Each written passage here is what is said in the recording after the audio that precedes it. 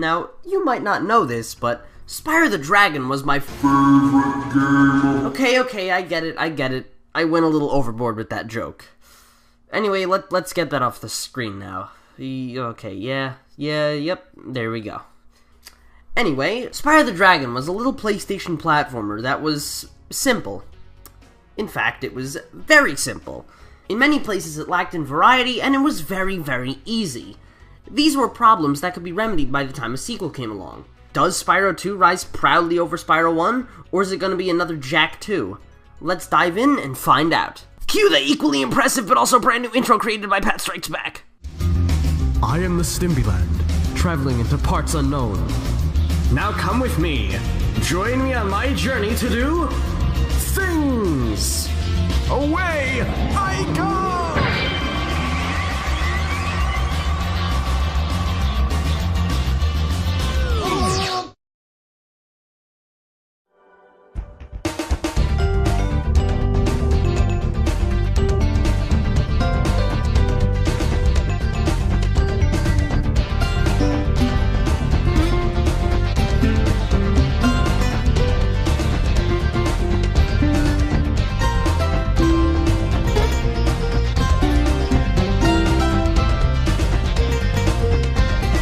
Hello everyone, TheStimpyland here, back for another review. Today, we're taking a look at Spyro 2, RIPTO'S Rage. Keep in mind guys, Spyro the Dragon was my favorite, and favorite is not synonymous with best. Spyro 1 may have been my favorite of the original trilogy, but Spyro 2 is definitely the best. Spyro 2 takes place not in the Dragon Realms, but instead in the world of Avalar, and we are greeted by three... named Allura, Hunter, and the Professor. The three of them are testing a new super portal, and everything is going great until they accidentally teleport in three mysterious-looking characters, who are also the game's main antagonists. There's Crush, a blue Riptoc carrying a club, Gulp, a green Riptoc with a jetpack, and a little midget Riptoc named, you guessed it, Ripto. Upon entering this new world, Ripto decides that he will take over all of Avalar, using the energy from the orbs, and rename it Riptonia. To prevent Ripto from taking over Avalar, Allura had her friend Zoe, a fairy, get her and all of her fairy friends to spread the orbs all over Avalar. So a race is started between the... and Ripto, to see who could collect all the orbs first. It seemed that all hope was lost, as Ripto would be the obvious winner. Until Allura and the Professor came up with a brilliant idea. Meanwhile, we find ourselves back in the Dragon Realms alongside Spyro and Sparks, who have had nothing to do since their last battle with Nasty Nork. Spyro and Sparks are bored, so they want to go on vacation. Conveniently enough for them, they see a portal to Dragon Shores, and rush in faster than you can say, "The special ed teacher is retarded!" We return to Avalar, now in the world of Glimmer, to see that the Professor teleported Spyro into Avalar to help them get the orbs before Ripto. Already, this game is looking much better. First off, we have an actually interesting story this time around, which is integrated into the game much better than before. The voice acting is also improved as well, since we, 1, finally get a female voice in a Spyro game, and 2, we have Tom Kenny voicing Spyro now, who is also the voice of SpongeBob, so that's pretty damn cool. You bet! Now we get to start playing, and holy shit! The controls are really good. Spyro 1 had some excellent controls. Those controls could have been copied into this game, and I honestly wouldn't have been that upset. But Spyro 2 said nope, and gave us brand new controls, and believe me when I say that they are extremely tight. Spyro moves much more satisfyingly than before. Every movement feels so sharp and precise, and the game allows for some extreme accuracy. There's never a death in this game that I felt could be attributed to the controls. They are just so dead on. Spyro can now also jump while charging, and this really helps. Yes, Spyro could jump during a charge in Spyro 1, but not nearly high enough. Spyro can now jump much higher during charges than before, allowing him to ease through the platforming. It feels very smooth, which contrasts the stop-and-go traffic style of Spyro 1's platforming. Movement is much more fluent now, and the rest of the game benefits as a result of this. As we continue through level 1, we see more improvements.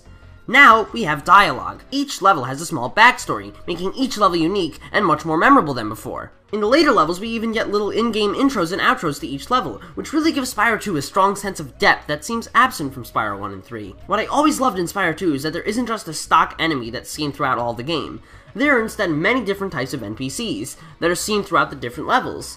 These NPCs give Spyro 2's levels more life, and they also help in connecting the levels together, despite how aesthetically different they can be. A good example of this are in the levels Breeze Harbor and Zephyr, where your allies in one level become the enemies in another.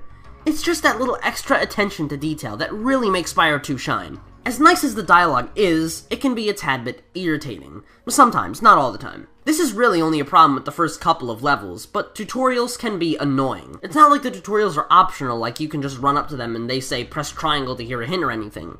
They will just stop you short and start giving away tutorials. This isn't too big of a problem, as you can skip these pretty quickly, but in areas where you're just trying to charge through, it can be quite bothersome. It breaks up the action and ruins the otherwise fluent feel of the game. Like, look here, I just opened a bridge, I'm gonna run up to that lizard and... tutorials. I'm not happy, Bob. Not happy. He got away. When it's not breaking up the action, it can add a lot to the game. Although, it can also get a bit... bizarre. Well done! Have this! If you stared at it long enough, you might not see anything. I thought the Yeti was tougher than that. I guess he was all bark. Thank you for releasing me.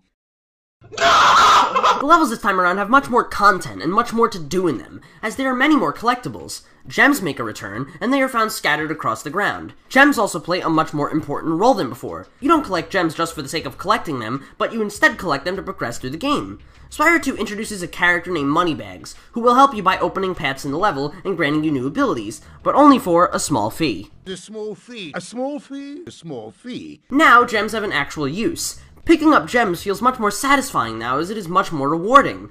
As you progress through the game, you unlock new abilities for Spyro, such as the ability to swim, climb, and do a head bash. If we're going to talk about swimming, then let me proudly state that Spyro 2 hits dead center with the swimming controls.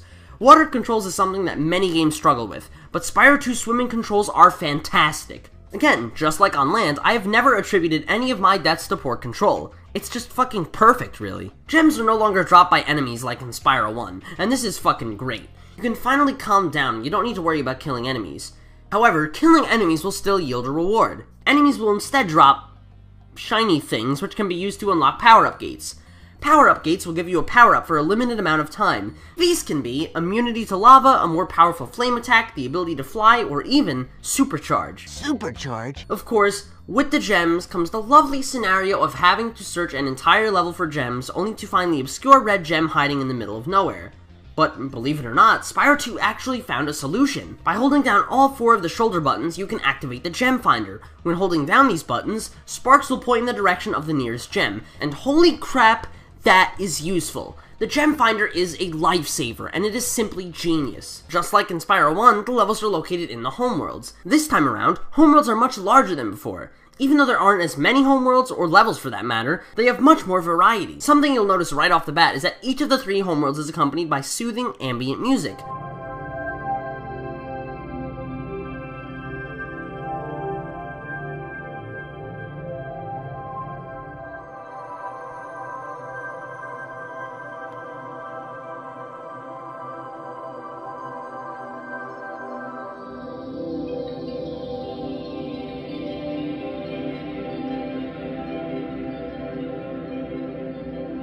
The peaceful music gives the homeworlds a strong sense of atmosphere. I feel like I can honestly just run around in the homeworlds for hours, being put into a daze by the fantastic music. If we are going to talk about music, however, I would unfortunately have to say that Spyro 2's soundtrack is the weakest of the original trilogy. It is a bit weird of me to say this, since my intro music actually comes from this game. My intro music is Sunny Beach from this game, which I'm going to play over the next part because it's just so fucking awesome. Spyro 1's music was distinct, recognizable, and memorable. Spyro 3's music was upbeat, badass, and equally memorable. Spyro 2 has plenty of great music as well, like the homeworld themes. As awesome as Spyro 2's music can be, some of it can be pretty bizarre too. This game's music even annoyed me on a few occasions.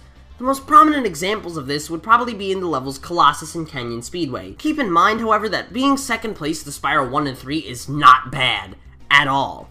Remember, these are Spyro standards we're talking about. If you want to hear a truly bad soundtrack, go listen to Crash Twinsanity music. The Talismans, another collectible, are unique artifacts exclusive to the first 14 worlds of the game. The Talismans are used to open up the portals between the different worlds, because the plot says so. The Talisman challenges are straightforward and simple. Reach the end of the level, boom, go to the next one. But the levels don't end right after you get the Talisman, because we also got orbs. Orbs are the main collectible of this game. You get orbs for completing missions within the levels, and these missions can vary greatly. Some orbs may involve you solving puzzles, as others may involve you flying around and hitting targets. These orb challenges are what make each level unique, and there are a ton. Pretty much all of the orbs are fun. with a few exceptions. Some of the orbs can be pretty stupid, like the hockey minigame or having to escort the alchemist, or... really, that's pretty much it for the bad orb challenges in Spyro 2. The orbs present plenty of variety that was missing in Spyro 1, and they also help give this game a sense of challenge and difficulty. That is another thing Spyro 2 fixed. Spyro 2 is very challenging, but also reasonable. Some games like Spyro 1 are too afraid to challenge you and as a result become too easy. The reverse can also happen in games like Spyro 3, where it becomes too ambitious in its difficulty, and it becomes unjustified in the case of all the stupid vehicles and minigames. Spyro 2, however, is spot on. I have never felt that any of the orb missions were unfair, with the exception of those two I mentioned before. Spyro 2's challenge can also be seen in some of the returning features from Spyro 1, such as the flights. The flights, now called speedways, saw significant improvement as well. They follow the same premise from before: complete all the tasks in a level, get the gems and leave. But now, you have unlimited supercharge, and there are also secret orb challenges, which are so much fun, and give the speedways tons of depth, just like the rest of the game. The bosses also return, and goddamn did they improve. Spyro 1's bosses were bland, boring, and forgettable, but Spyro 2's bosses, they are my favorite in all of 3D platforming. Bosses now take place on these arenas, and instead of fighting random enemies, you instead fight each of the game's main antagonists. The bosses are Crush, Gulp, and Ripto. Each boss is memorable and does a good job of spiking the difficulty up, preparing you for the next homeworld. Oh, and Ripto's Arena. Good God, Ripto's Arena. Ripto is my favorite final boss in any video game, period. The concept is so original and unique, and for shit's sake, just shut up and fucking buy this game already. It is genius. While Spyro the Dragon might have been my favorite of the original trilogy, Spyro 2, Ripto's Rage, is by far the best. This game stood proudly over Spyro 1 and saw improvements in practically every square inch of the game. Better controls, more collectibles, better graphics, more interesting levels. Classic everything! Now to answer the age-old question, does Spyro 2 hold up? You're goddamn right. Thanks for watching, and I'll catch you next week when I review Spyro 3.